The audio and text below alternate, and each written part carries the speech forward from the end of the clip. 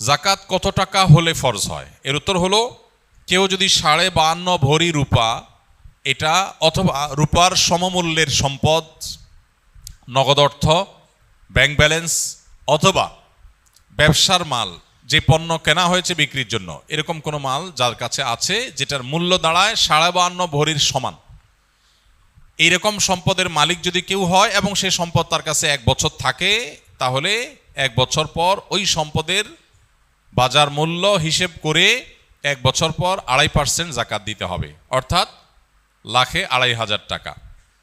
এভাবে হিসাব করে তাকে জাকাত দিতে হবে। বর্তমানে রূপার যে বাজার দর, সেটা হিসাব করলে প্রায় 2.25 লাখ টাকার কাছাকাছি হয় 52.5 ভরি রূপার দাম। এটা ভ্যারি করে, উঠানামা করে। একেবারে খুব রিসেন্ট, যে এখন 2026-এর ফেব্রুয়ারি মাস চলছে, এই সময়টাতে রূপার যে বাজার দর আছে সেটা হিসাব করে দেখা গেছে যে 2.25 লাখ টাকার কাছাকাছি। এক্সাক্ট আপনি যখন দিবেন রূপার দরটা জেনে নিয়ে, যে 52.5 ভরি বা 52.5 তোলা রূপার দাম কত, সেটা হিসাব করে যদি দেখেন যে এটা আপনার সম্পদ এই পরিমাণ হয়ে গেছে, তাহলে সবটুকুর জাকাত দিতে হবে। এমন না যে এর অতিরিক্তটা জাকাত, বরং সবটুকুর জাকাত দিতে হবে।